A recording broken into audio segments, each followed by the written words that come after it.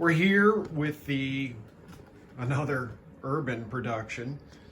We're here with the Honda Urban Express engine rebuild, picking it up kind of late in the game, but that's all right. So I've already put new crank bearings on.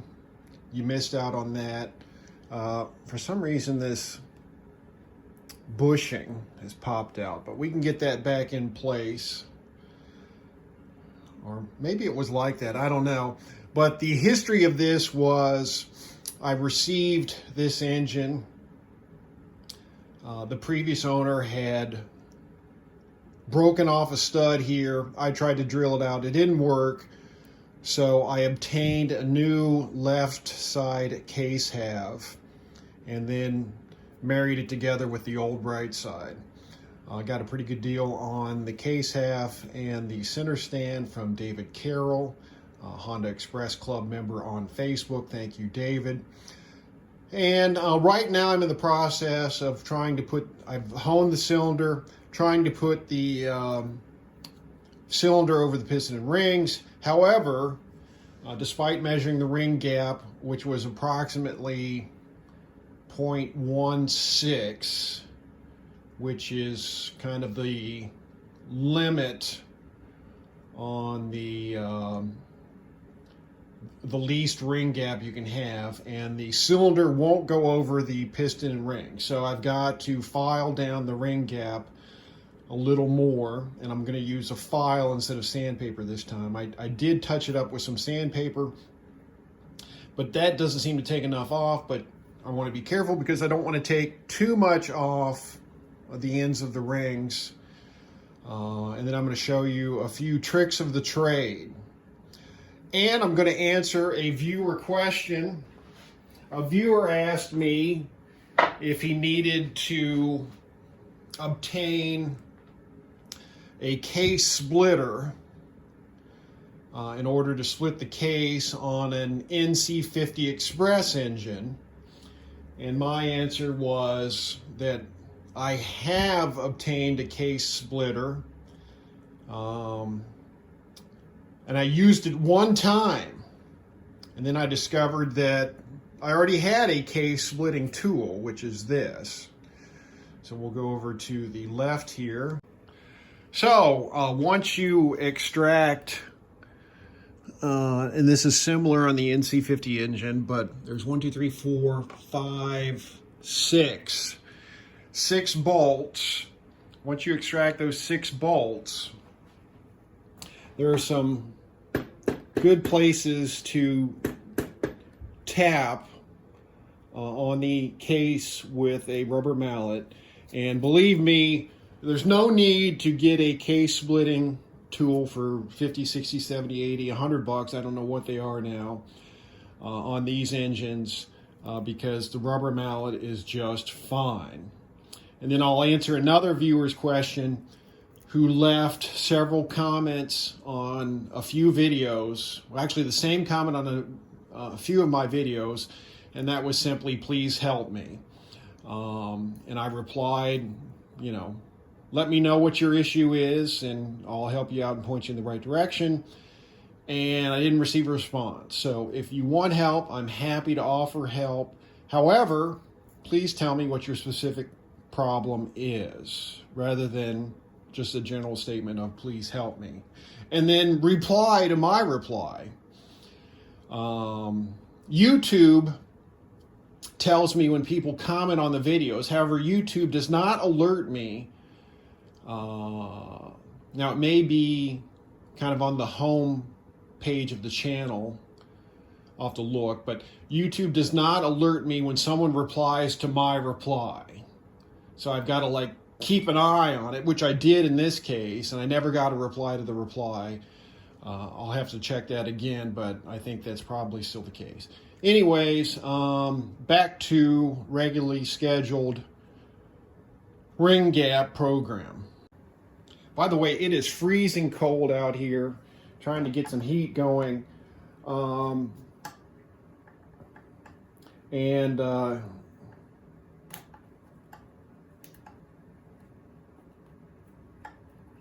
So in this case, I'm reusing the old piston and putting on new rings.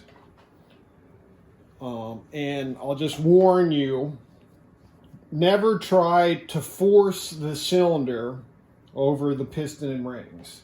If you have to use a lot of force, something is wrong.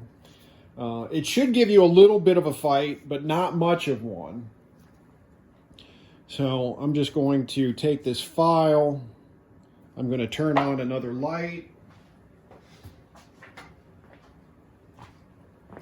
In my early days of no-ped life, I think it was my first top end replacement on a QT50.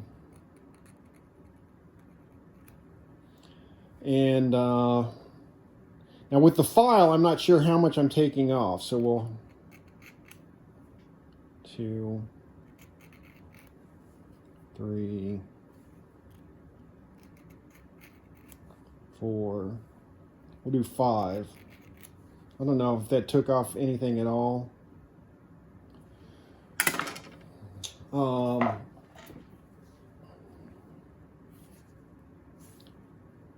Well, it definitely, you're not going to be able to see, shined up the end of that ring. So it took off something. Like I said, we do not want to take off too much, or else we'll be buying a new set of rings. And while I enjoy doing repairs twice, I do not enjoy the expense involved. Anyways, on my first, years ago, this will make some of you feel better about yourselves, a few of you. We all screw up.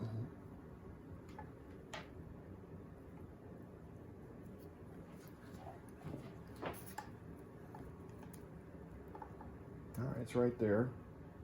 So you line these up with the ring stops.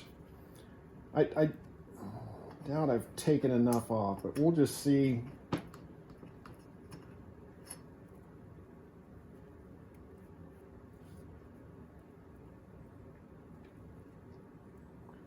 I'll continue with that story in a moment. Is it going over that?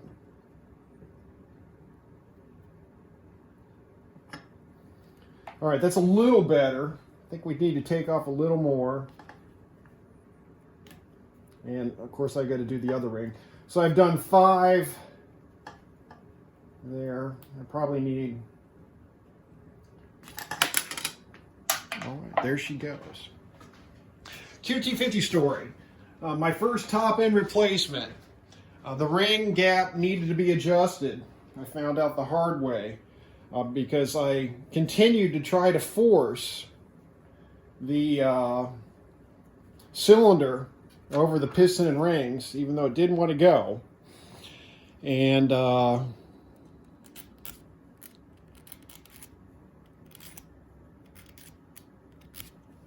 that wasn't, I'm not going to count that.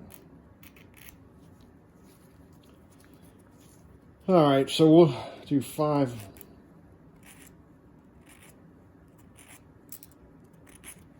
All right, so I've done 15.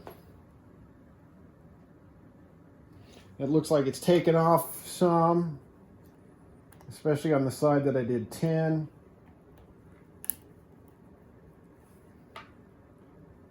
As a matter of fact, I couldn't force it over the piston and rings with traditional method. What is traditional method, you say? Traditional method is this. Taking the cylinder,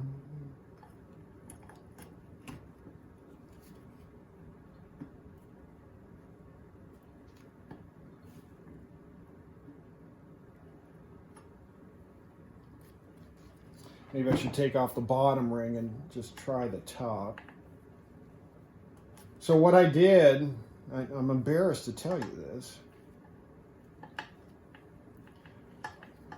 I can't even, I'm trying to imagine how I did this. I know what I did, but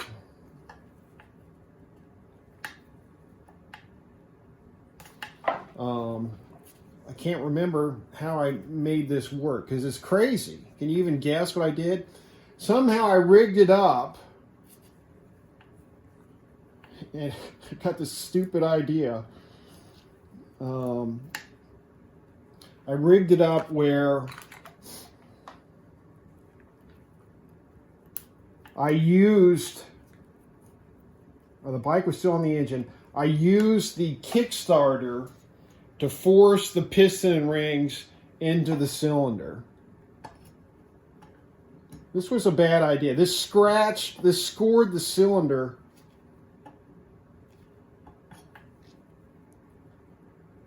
Put just a nasty score in the cylinder. And I'm surprised it didn't break the rings. At least I don't remember that being the case. It might have, but my memory tells me no, I didn't break the rings. Of course, the bike wouldn't start. Really?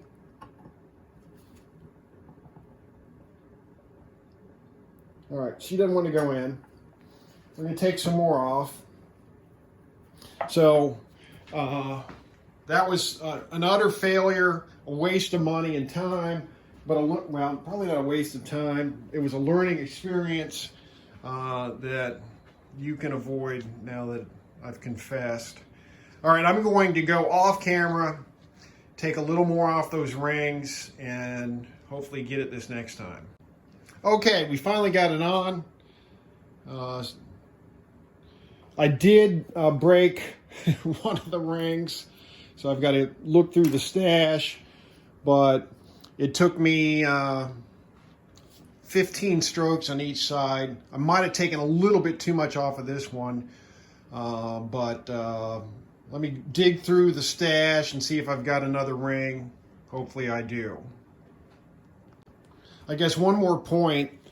So you can test your ring gap in the traditional way with a feeler gauge with the ring inside the cylinder, which you should do. But if for some reason you don't do that, you can test your ring gap another way, and that is by just simply trying to fit the cylinder over the rings. If it won't go, the ring gap is too small. If it goes on with no resistance at all, it's too large. And it should go on with just a little bit of resistance. It might just fight you initially, but then it should just slide on. And that generally means you're pretty close, most likely within specs for the ring gap. All right, let's find a ring. Please, may the force be with me. Okay, so we're on. Remember, use your torque wrench. This is what, 7 foot-pounds or 84 inch-pounds. Do not over-torque the cylinder head bolts. That is not, avoid what happened with the previous owner. Do not snap off the bolt in the engine. I've got to either find some seals here, crank seals. I don't think I have them. But the minute I order new ones, I'll find a pair hidden here somewhere. But I'm just going to check through the stash and make sure I don't have crank seals already. And then determine if I have a decent stator. And then I don't think I have everything I need on the kickstart gears. Got to find a clutch and variator. Worst case scenario, I have another engine that probably needs to be rebuilt, so I could just swap all that stuff onto here and test this out. So there you go, a few tips on putting on a top end. Hopefully it helps. We'll see you soon.